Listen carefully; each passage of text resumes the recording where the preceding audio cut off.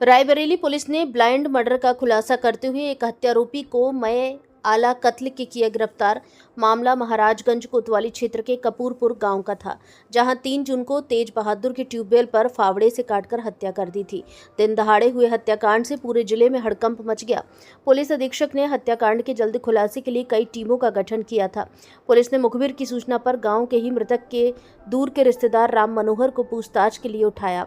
Police के द्वारा थोड़ी कड़ाई से पूछताछ करने पर राम मनोहर ने जो कहानी बताई उससे पुलिस वालों के होश उड़ गए।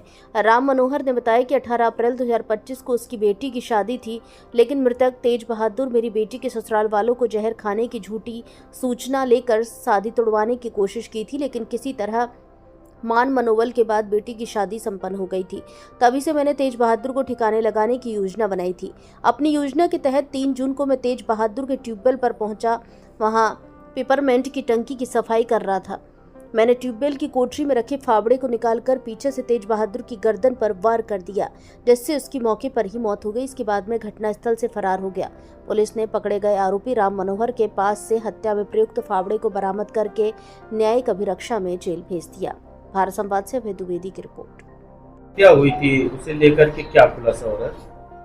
ये 3 जून को थाना क्षेत्र महाराजगंज में पुलिस को सूचना मिली कि एक व्यक्ति है, मृत पड़ा है। उसके गर्दन के पीछे में एक वार है, कुल्हाड़ी फावड़े के चोट का निशान है।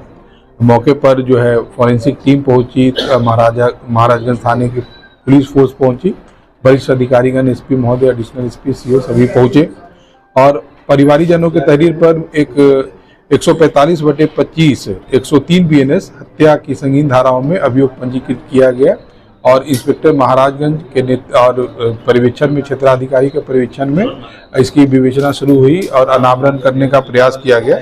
इसमें एक जो हम लोगों ने घटना का अनावरण किया वो इस प्रकार से है कि उसी हलोर गांव का ही रहने वाला राम मनोहर है, उसके दूर का रिश्तेदार लगता है और रिश्ते में उसको यूँ कहें तो वो नाना भी बुलाता था। और उसके द्वारा ये बताया गया कि उनकी रंजिश 2-3 बातों को लेकर के थी। जो हालिया रंजिश थी वो इस बात की थी कि अभियुक्त द्वारा ये बताया गया कि उनकी लड़की की शादी अप्रैल में हुई थी। इसके ससुराली जनों तक या गांव में, चूँकि एक विशेष जाति के लोगों का ही वो बहुल गांव है, ये र्यूमर फैलाया गया था कि उनकी बेटी ने शादी से पूर्व जो है जहर खा लिया था। इस बात को लेकर के दोनों में बहुत खुन्नस था। इससे पूर्व भी कई छोटे छोटे, चूँकि उसी गांव के लोग रहने वाले थे, छोटे छोटे विवाद कई थे। और घटना वाले दिन वो शराब के ही नशे में आकर के वो काम कर रहा था। वो पिपरामिंट की एक टंकी लगा रहा था, तो वो उसी शराब के नशे में वो आया था और उसको बैठा हुआ मिट्टी पाथ रहा था, तो उसने आगे साइड से ही उसके गर्दन पे वार कर दी और चूँकि ब्लीडिंग होने से उसकी जो है मृत्यु हो गई थी। ये घटना का सफल अनावरण किया गया है और इसमें जो है महाराजगंज पुलिस जो है बधाई के पात्र है। इसमें शुरू में हत्यारोपी समझ में नहीं आ रहा था, कई बार लग रहा था कि वो कोई बड़ी जल्दी हो सकता है। पुलिस पहुंची कैसे हत्यारों और वहाँ पे कई जो हमारे जो वैज्ञानिक तकनीक है, सीसीटीवी सर्विलांस इत्यादि का सहयोग लिया गया था।